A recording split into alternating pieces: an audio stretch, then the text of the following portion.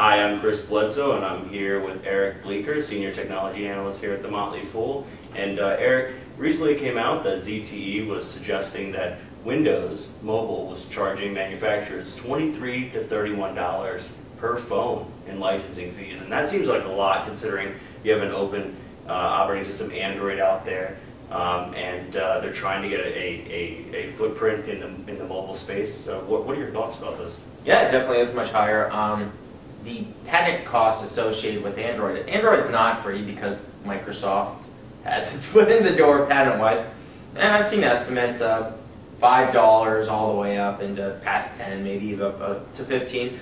I had always thought that the Windows Phone licensing costs were around that $15 rate. We hadn't seen anything formally published, but that's kind of the going idea. 23 to 31 is really high, especially when you see in China, a lot of phones are near that sub $100 rate, or they're trying to push towards it. And this is also a market where Nokia, now Microsoft's biggest partner, because they've adopted Windows Phone, and they're going to get breaks on. They are not paying 23 to 31, let me tell you. But they've got a lot of, they're kind of going for that market. So when you have a rate from 23 to 31, and phones are increasingly pushing down into lower price points where smartphone growth is moving, that's markets like Indonesia, markets like China, markets like India, that's a huge burden on your phone. Even if their main competition, Android, you still have some patent fees. So I think this is indicative of some broader problems at Microsoft.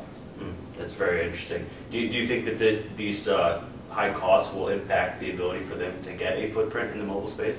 Yeah, definitely. And when I talk about implications of broader problems, one of my huge critiques of Microsoft has been they were born out of the mindset that you charge for software, you're going to charge a fee for it, and they didn't think about how to utilize other parts of their business model. One great example, Windows Media Center, way ahead of its time, and actually set the foundation for the smart TVs of today. However, Microsoft never thought of it as kind of a loss leader and to get in to create a new market. They thought of it in the verticals, where you ship hardware, and the only way to monetize it would be to put in a higher Windows product that could get better licensing costs. The real way to grow it was to integrate your other products with it. You know, create some kind of Bing, create a media center that ties into the internet and uses Bing as its default search.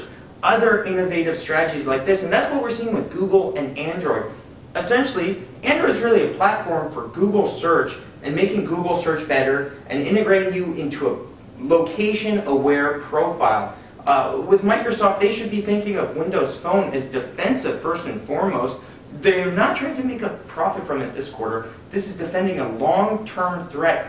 And number two, being able to build out the identical services that they have to Google in all their map services and Bing, and I could go on, Hotmail with Gmail.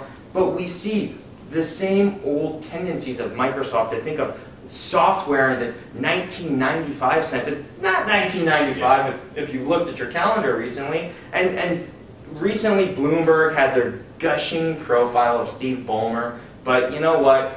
If Microsoft's charging this for mobile, it proves that Microsoft's truly learned nothing.